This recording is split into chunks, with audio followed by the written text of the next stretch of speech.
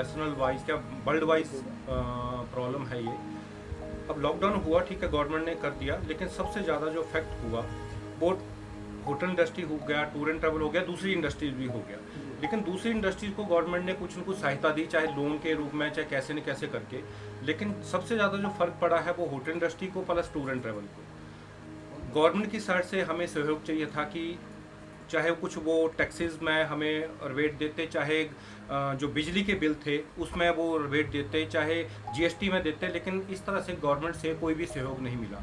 अगर हम बात करें गवर्नमेंट की साइड से कि बिजली के बिल का, हमने अपने होटल में 200 केवी का मेरा कनेक्शन चल रहा है, तो गवर्नमेंट ने चाहती तो इस पर हमें कुछ न कुछ रिबेट करती। अब जो बिलिंग है वो फुल बिलिंग होके आ रही है, ना सहयोग है, ना गवर्नमेंट के साथ से सहयोग है, ना ही कहीं से गाइडलाइंस आई कि इसको कम कर सकते हैं, ऐसे कर सकते हैं, वो कहीं से भी सहयोग नहीं आया। टैक्सेस की बात करें तो वहाँ पे भी कोई भी सहयोग नहीं आया, जीएसटी पे भी कहीं पे सहयोग नहीं है। और हम पे जो बर्डन है वो पर मंथ बिजली का बिल है, सैलरी देना है, वो भी पर मंथ हमारे पास बर्डन आता है। दूसरा चीज़, दूसरे इंफ्रास्ट्रक्चर के खर्चे हैं, वो भी हमारे सेम टू सेम है, लेकिन इनकम जीरो है। तो लास्ट 60 डेज से या 65 डेज से जब से लॉकडाउन है, खर्चे हमारे सेम चले जा रहे हैं, लेकिन जो आमदनी वो जीरो है, सहयोग वो भी जीरो के नाम के बराबर है।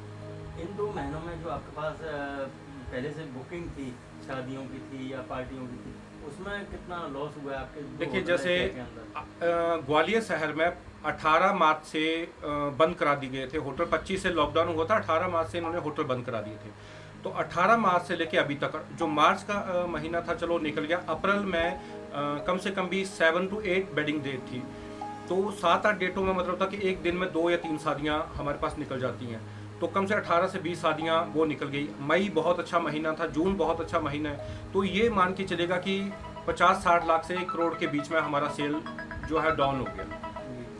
और सेल डाउन होने से मतलब ये नहीं कि हमने जो मेरे पास एम्प्लॉई यहाँ पे काम कर रहा है उनको सैलरी नहीं है, उनको सैलरी रेगुलर जा रही है, लेकिन इनकम जीरो होगी, क्योंकि उसका शादियों का परमिशन मिला नहीं कहीं से, चाहे 10 थे चाहे 50 थे, परमिशन अभी तक आया नहीं।